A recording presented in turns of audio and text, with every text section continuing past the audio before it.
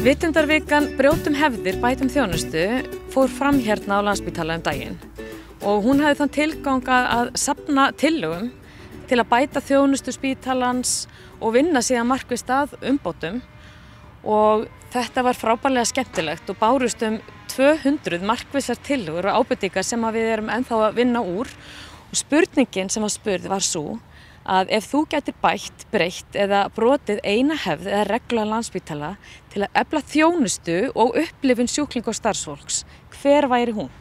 Þetta verkefni er að erlendri fyrirmynd og hefur verið haldið á 300 spítölum víða heim, er hluti af umbóta starfi Landspítala undir merkjum LÍN, straumlínustjórnunar. Tillögurnar sem bárust, þeim var raðað upp í tæplega 30 flokka og þar má nefna hluti eins og atvikaskráning, fatnaður, lífsmarkamælingar, lyfjaskömmtun, matur, merkingar, móttaka, samskipti, símsvörun, teymisvinna, fullt af mjög gagnlegum hugmyndum sem inn komu. Tillögurnar 200 sem bárust, það heyra undir mismunandi svið og ég starfa hér rekstrarsviði. Og nokkrar af okkar tillögum sem væri gaman að nefna að það til dæmis tillögur sem snúa að plastnotkun.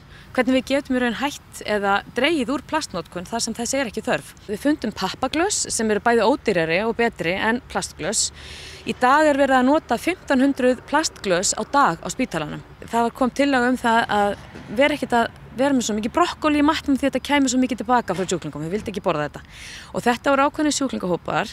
Eldhúsi fór svolítið í gegnum þetta og það var hreinlega ákveðið að taka brokkoli út úr matsælum og p-fæði og A2 og setja þessi stað annað grænmeti sem henta betur. Við fengum fullt af góðum hugmyndum merkingar og aðkomu við innganga. Síðan komu hugmyndir varðandi fötin okkar og dreifinguna og þær hugmyndir við höfum tekið til okkar því við erum akkurat núna að skoða svolítið þessi fatnaða mál og eins dreifingin að gera meira pláss þannig að sjálfsafgreiðslan verið þægilegri og við erum þegar búin að stækka hana á Hringbraut. Það kom fram hugmynd það að vera með dömubindi inn á starfsmannasalerninu og þá getum við nefnt það að deildir, þær geta í raun kosið sjálfar hvað þær bjóða upp á inn á salerninu sínum og við sem sjáum ræstinguna, við erum tilbúin að fylla á bara það sem deildirna vilja. Nú síðan má lokum segja að 30 hugmyndir bárust samskipti á Landspítala sem einmitt málefni sem búið að vera mikið á dagskrá og þessar hugmyndir þar voru allar teknar inn í samskiptasáttmálann sem búið að kynna núna undanfarið og verður áfram. Eina hugmyndir sem kom upp var svo að það væri alltaf hægt að senda inn svona hugmyndir og það verður árlegt átak í þessu hjá okkur en þess á milli að þá viljum við bjóða fólki upp á að koma með hugmyndir inn á vef Landspítala, bæði almenningur og starfsfólk.